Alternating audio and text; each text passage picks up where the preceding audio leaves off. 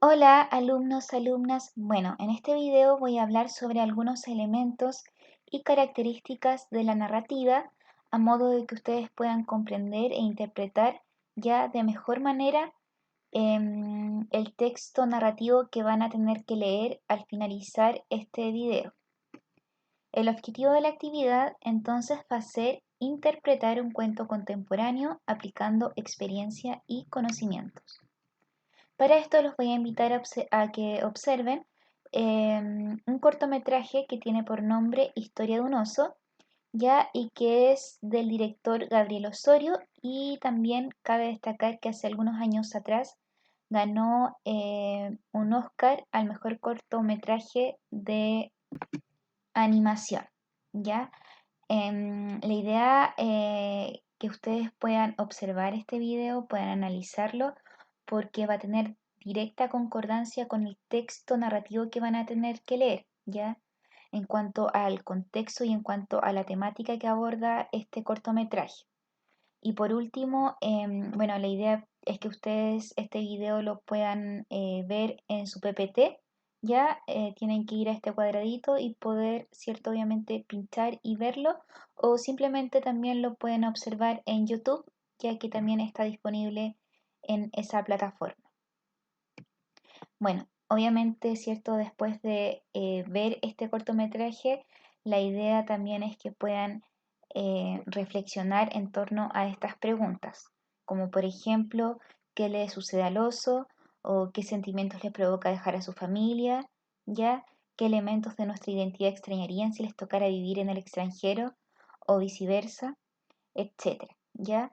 Que puedan reflexionar en torno también a la naturaleza humana, a la condición humana, cuando ha tenido que, cierto, experimentar ciertas situaciones, tal vez límites. Bueno, la narración.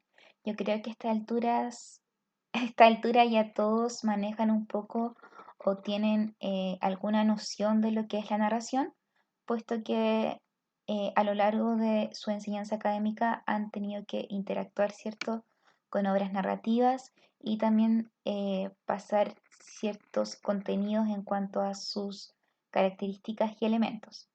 Sin embargo, nunca está de más volver a recordar, ¿cierto? Entonces, la narración consiste en contar una historia basada en hechos reales o de carácter cierto o netamente ficticio que se encuentra en una serie de hechos que le suceden a personajes en un tiempo y un espacio determinado. Esa historia es contada por un narrador, ya quien puede participar. ¿Se acuerdan qué narradores pueden participar dentro de la historia? Muy bien. Bueno, yo sé que hay algunos estudiantes que sí se acuerdan, eh, pero cierto, lo voy a volver a mencionar: el narrador protagonista y el narrador testigo. Y los que no están dentro de los hechos, dentro de los hechos de la historia, son, muy bien, el narrador omnisciente y el narrador objetivo. ¿Ya? Espero que no se les olvide. Bueno, la situación enunciativa de la obra literaria narrativa se puede esquematizar de la siguiente manera, ¿ya? Emisor, mensaje y receptor. En el emisor encontramos, cierto, al autor, que se ubica dentro de lo que es el mundo real. Por ejemplo, el autor de El túnel, que sería Ernesto Sábato, o el autor tal vez de Hijo de ladrón, que sería Manuel Rojas, etcétera, ¿ya? Él se ubicaría entonces dentro de este mundo real y es el autor, ¿ya?, que va a crear este narrador, ¿ya? Y este narrador se va a ubicar en la esfera del mundo narrado ficticio. Entonces es este narrador que va a contar los sucesos de el relato, ¿ya? Cabe destacar entonces que ya hay una distinción. Ya no es el autor que va a contar los hechos del relato, sino que va a ser el narrador, ¿ya? Por ejemplo, sigamos con el mismo caso de El túnel, ¿cierto? Ya, el autor sería Ernesto Sábato y en este caso el, el narrador del túnel sería Juan Pablo Castel, ya, porque a él, al personaje, le sucede, ¿cierto?, los acontecimientos y por lo tanto también sería un narrador protagonista, ¿ya? Entonces existe una diferencia entre lo que es el mundo real y el mundo narrado ficticio. El mensaje. El mensaje, ¿cierto? Está la obra, ya en la obra que se ubica dentro del mundo real, que la podemos encontrar en tanto formato digital o formato tal vez impresa, ya como también es el caso del túnel, ustedes lo pueden ver de las dos maneras, ya, o mejor dicho, tener de las dos maneras. Y esta obra, ¿cierto? Cuando ya nos sumergimos en esta obra al momento de leerla, entramos a lo que es el relato. Y el relato ya se ubicaría dentro, ¿cierto?, de la esfera del mundo narrado ficticio. ¿Y por qué se ubicaría dentro de este mundo narrado ficticio? Porque es creación, ¿cierto?, imaginación del autor. A pesar de que a veces los hechos, ¿cierto?, son basados eh, en una situación real, ¿ya? Siempre va a ser creación del autor. Siempre va a ser creado a través de su imaginación. Y ya por último encontramos al receptor, en donde en el mundo real ubicamos al lector real. Yo, cierto, Damaris, ustedes, Álvaro, Karina, ya Nicole, etcétera. Ya ustedes se ubicarían dentro de esta esfera entonces del mundo real. Sin embargo, cuando ya pasan a este mundo narrado ficticio, pasan a interactuar con el relato, se convertirían en lectores ideales. ¿Y por qué se convertirían en lectores ideales? Bueno, principalmente porque crean una suerte de pacto ficcional, ¿ya? Como una suerte de contrato entre ustedes y, en este caso, el autor del texto, ¿ya? Em, en virtud de ese pacto, el lector acepta que lo que se le cuenta es una historia imaginaria, sin por ello pensar que el autor está diciendo alguna mentira, ¿ya? Que el relato nos esté, por así decirlo, engañando. El lector suspende su incredulidad y su juicio acerca de lo que es verdad o falsedad. Un ejemplo concreto. Por ejemplo, Caperucita Roja. En Caperucita Roja vemos a un lobo que habla, ¿cierto? Que dialoga con Caperucita.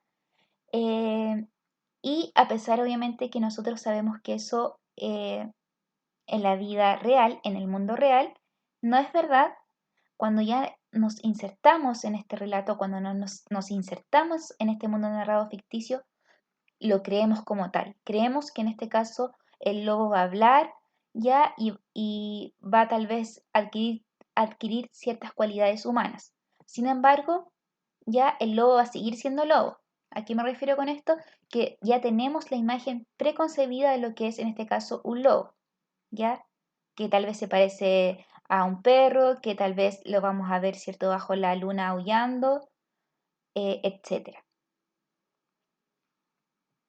Bueno, eh, un elemento cierto también importante en la narrativa es la manera en que se organiza ya esta.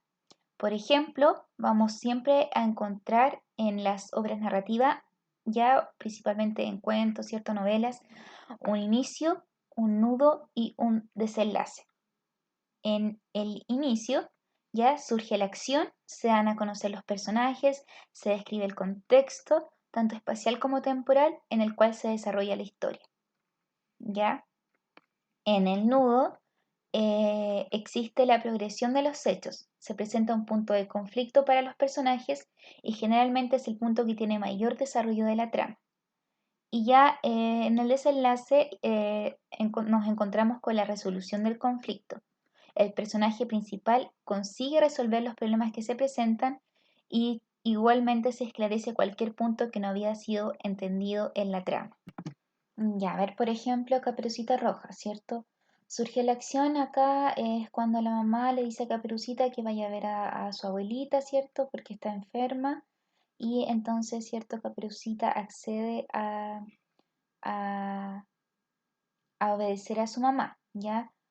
No obstante, la mamá le dice a Caperucita que tiene que hacerle caso, ¿cierto? Y no hablar con desconocidos, ¿ya?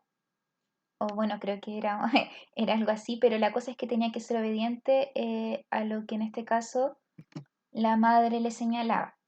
El nudo entonces consiste que ella habla con con este lobo, ¿ya? Y el lobo logra engañar ya a la Caperucita y la lleva por el camino más largo, ¿ya? A tal punto de que sucede que el lobo, bueno, hay distintas versiones, pero la que al menos yo recuerdo es que claramente el lobo ya logra engañar a la Caperucita y se come a la abuelita. Bueno, entonces luego en la resolución del conflicto vamos a ver que ella, Caperucita, descubre, ¿cierto?, que el lobo la está engañando y corre, grita, ¿cierto? Suceden varios hechos hasta el punto de que llega el cazador y acaba con el lobo, ¿ya? Entonces, finalmente todos vuelven a ser felices, ¿ya? Se resuelve el conflicto. Eso principalmente. Bueno, el ambiente.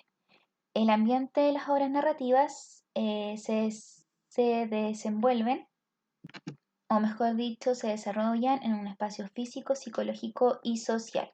El físico, cierto, tal como su nombre lo indica, es el lugar donde ocurren los acontecimientos, puede ser una playa, un campo, un colegio, etc. El psicológico es la atmósfera que resulta de la relación entre los personajes, o sea, los pensamientos que surgen ya a través de su emocionalidad, a través de sus sentimientos en relación ya a los problemas o situaciones que van enfrentando, como por ejemplo el amor, la incertidumbre, el dolor, tal vez, etcétera. Y ya por último encontramos el espacio social, ya en donde podemos ver las circunstancias en que transcurre la acción, ya por ejemplo circunstancias culturales, sociales, políticas, religiosas, etcétera. Bueno, entonces, manos a la obra, los invito a realizar su actividad que se encuentra en su guía Interpretación de un cuento, ¿ya? Y recuerden que ante cualquier duda o consulta, ya voy a estar atenta a mi correo. Por último, a modo de que ustedes también puedan evaluar su propio aprendizaje, la idea es que también eh, puedan responder a estas preguntas, ¿ya? Como por ejemplo, de qué manera el análisis e interpretación del cuento les ayuda a explorar su interioridad. Bueno, en definitiva eso, éxito de la actividad y muchos cariños y saludos.